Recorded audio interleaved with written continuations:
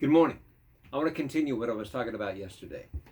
When I was talking about the purifying necessity of fire in our lives, which would be afflictions, trials, troubles.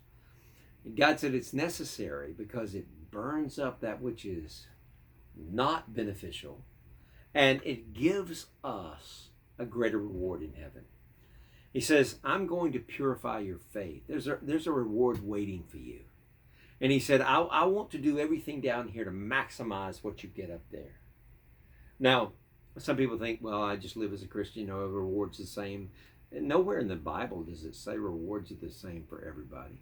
Nowhere does it say that punishment's the same for everybody. It says consequently the difference. I mean, it says that people have varying degrees of punishment and we have varying degrees of reward. And God says, I'm going to purify your faith to maximize the reward that you receive. And so that's a good thing. Now, I don't think we really comprehend how holy God is. Because Moses said, I want to see you. God says, you can't see me and live. There's no way a sinful man can see God in his entirety and live. We must be in our resurrection body and to be able to do that. Only Jesus Christ could do that. And so when I come to Isaiah chapter 6, I want us to get some principles out of this that have to do with God's preparation and fire. And I want to read it to you real quick. In the year that King Uzziah died, I saw the Lord sitting on a throne, high and lifted up, and his train filled the temple. And above it stood seraphim. Each one had 6 wings.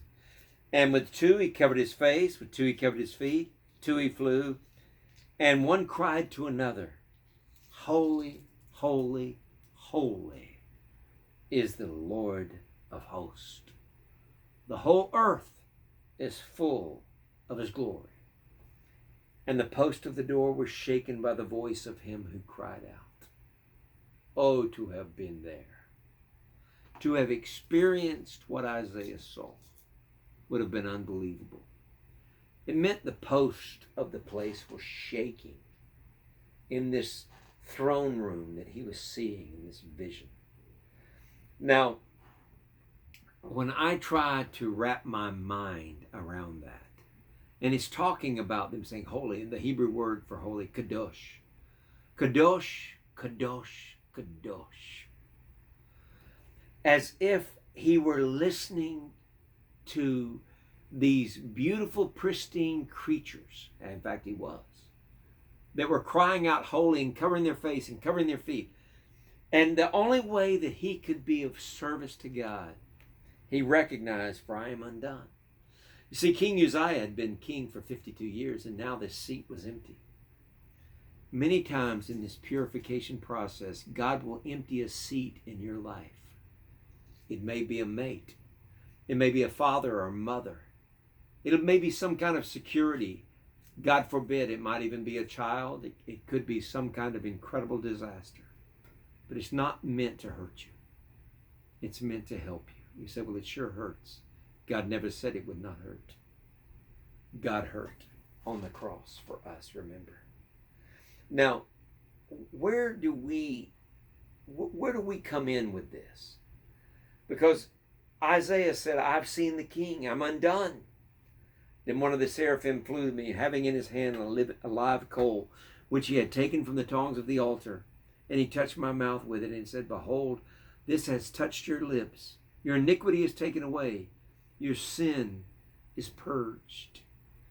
And so he became an instrument of God. And this seraph, this burning one, holy in its creation, without sin, yet it covered its face.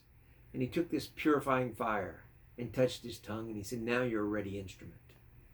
God's going to burn up things in our lives to get us ready to serve him, to get us ready to be used to the maximum.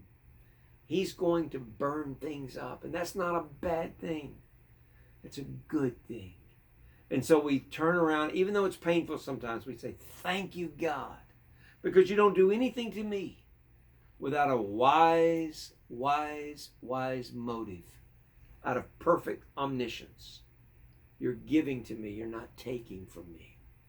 And so I say, thank you, God, for the burning process. May God use you because you're receptive to his burning process in your life. God bless you. Have a great day.